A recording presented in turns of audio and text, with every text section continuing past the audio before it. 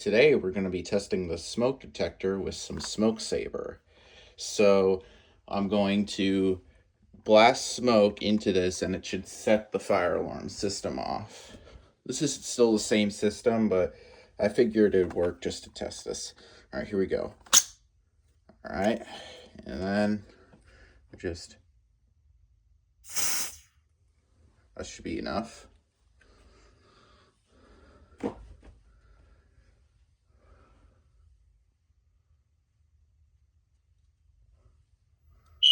There we go.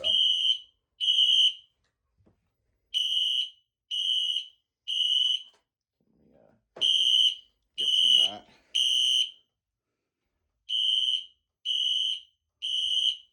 Okay, now I'm gonna blow out some of the smoke.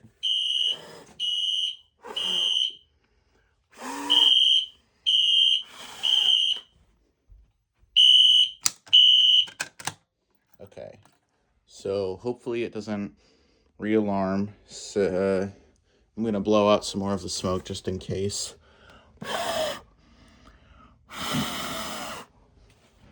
Okay, so that should be it. So that's pretty cool.